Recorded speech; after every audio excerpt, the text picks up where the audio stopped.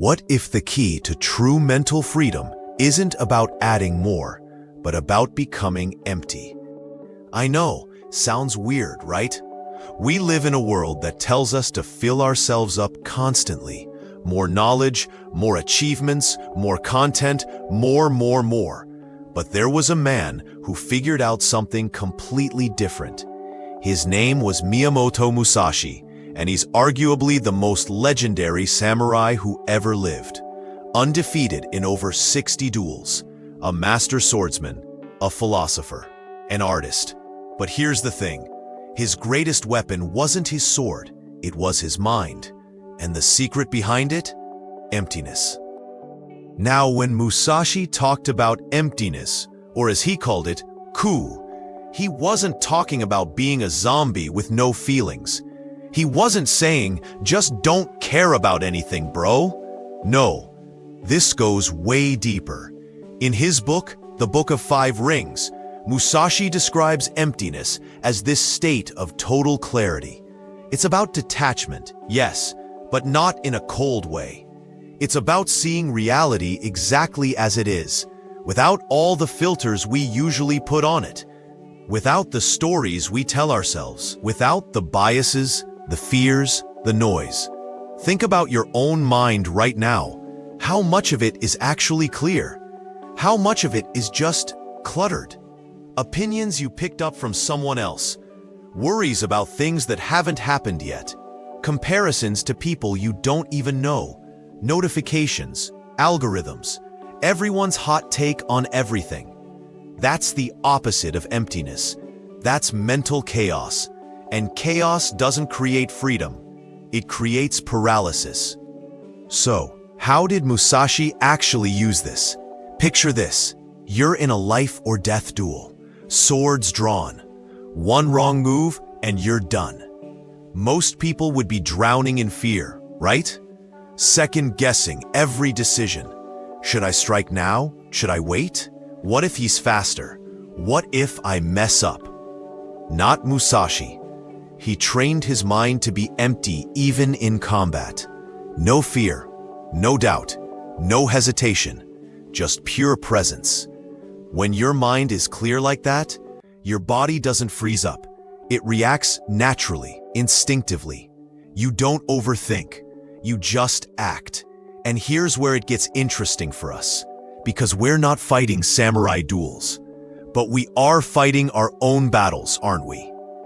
Maybe it's a big presentation at work, a difficult conversation, a creative project that's stuck, or just trying to make a decision without spiraling into analysis paralysis.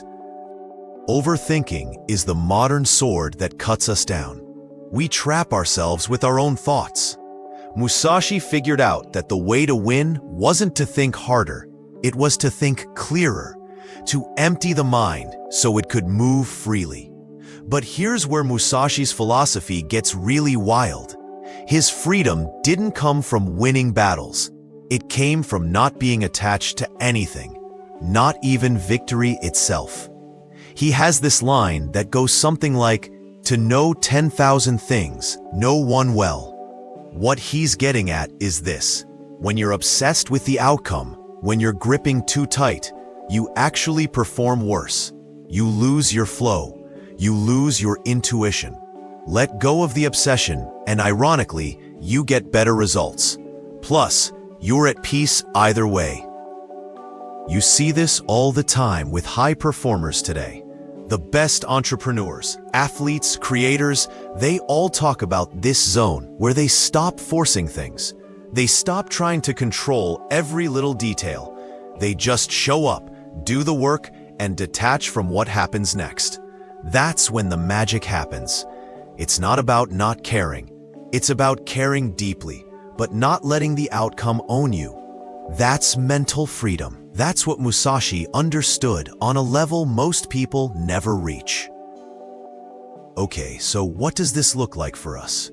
We're not wandering the Japanese countryside looking for duels.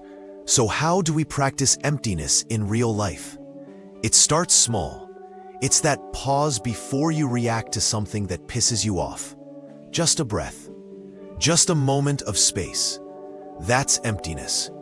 It's choosing to put your phone down and sit with your own thoughts, or even no thoughts, for 5 minutes. Not scrolling, not consuming, just being. That's emptiness. It's letting go of your ego in an argument. Not needing to be right, not needing to win. Just listening, observing, and staying present. That's emptiness. See, emptiness isn't about doing nothing. It's about creating mental space. And that space, that's where everything good comes from. Creativity lives there. Intuition lives there. Peace lives there. But you'll never find it if your mind is constantly full of junk. And this is why emptiness freaks people out. Because we've been conditioned to think that an empty mind is a wasted mind. Society tells us to optimize every second, fill every gap, always be learning, grinding, consuming, achieving. But here's the paradox. The more we fill, the less we actually feel. We become numb, disconnected, overwhelmed. Musashi's wisdom flips this on its head. Emptiness isn't a void. It's not a black hole. It's a space for awareness. It's a canvas. And the power doesn't come from what you add to your life. It comes from what you're brave enough to remove. Strip away the noise. Strip away the distractions. Strip away the need to always be on.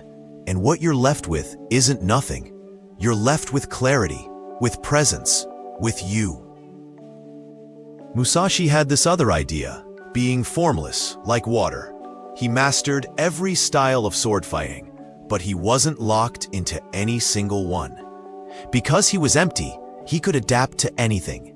He could flow. He became limitless. And that's the real lesson here. When you're too attached to one identity, one method, one outcome, you become rigid, brittle, easy to break. But when you're empty, you're flexible. You can handle whatever life throws at you. You stay calm in the chaos. This is mental freedom in its truest form. Not controlling everything around you, but being unshakable within yourself. Not because nothing bothers you, but because you've created enough inner space to let things move through you without getting stuck. So let's bring this full circle. Emptiness isn't weakness. It's not giving up. It's not checking out. It's strength in its purest, most refined form. Musashi's secret wasn't about how to win every battle. It was about how to remain free no matter what happened. Win or lose, success or failure, praise or criticism. He was untouchable because he wasn't holding on to anything. And maybe that's what we all need a little more of. Not more content, not more hustle, not more noise. Just space, clarity, stillness. Because when the mind is empty, the soul can finally breathe.